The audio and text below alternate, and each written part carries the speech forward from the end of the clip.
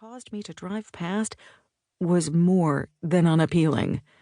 The building made you aware of mental blinders. To park your car here was to not be who you thought you were. Maybe I wasn't now. Plus, the blue was killing me.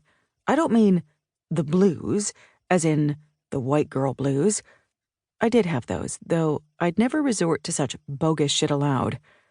It was the blue of the sky that was killing me. That and the way, across the street, with no sense of proportion or taste, snow-capped peaks argued intricately with the flat galactic blue. Beneath the peaks, white bandwidths of fog clung to the contours of rock. There was nothing like these in the sky itself. If I stared at the places where the blue met the white, it freaked me out. It was a thing you only saw in the movies, with actors costumed as dwarves running up a CGI mountain, except here there was no black frame, no exit sign floating in the periphery. Just the blue. I considered the word unearthly, and then discarded it as stupid. This was the earthly, precisely. I parked in the lot behind the building and looked for suite number 8. I had to go up the stairs to find it. The second-story deck put me in a new relation to the expanse of trailers, the suburban vacuity beyond.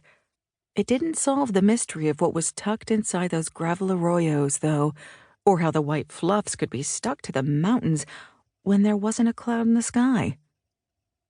Lady, you did this. You went west. Now suck it up. I knocked. Chapter 2. In case it isn't obvious, there's a detective in this story. But I'm not it. I had myself halfway cast in the role when I got on the plane, but no. Sorry. Then again, the story does involve a missing person, and it could well be me. Or you, or practically anybody. As he said to me once, who's not missing? He was prone to these low-ebb, oracular remarks.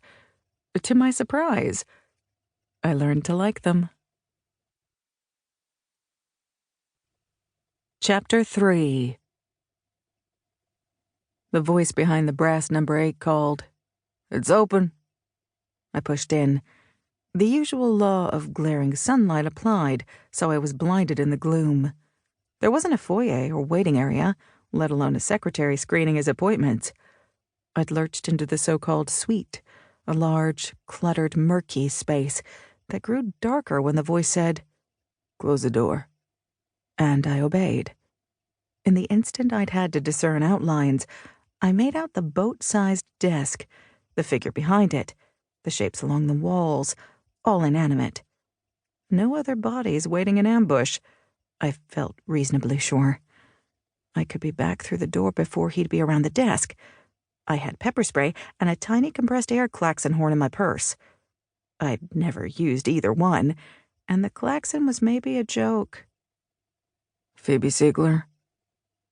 The only lamp in the room sat on the desk. All I saw was jeans and boots. The lamp had, for company, only a landline, a heavy black office phone. No computer. Sorry I'm late, I said, just to say something.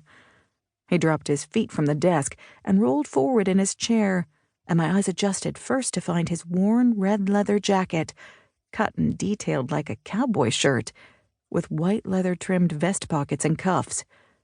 The leather was so stiff and dry, it was as if a cowboy shirt had been cast in bronze, then spray-painted. An absurd jacket, though I came to take it for granted. More than that, as an emblem. I've still never seen another like it. Above, his big head came into the light. His eyes were brown under bushy, devilishly arched brows. His hair streamed back from his wide forehead, and his sideburns were wide and beardy enough to seem to stream from his cheeks, too. Like his whole face had pushed through a gap in a web of hair, I thought absurdly. Where the burn stopped, he needed a shave.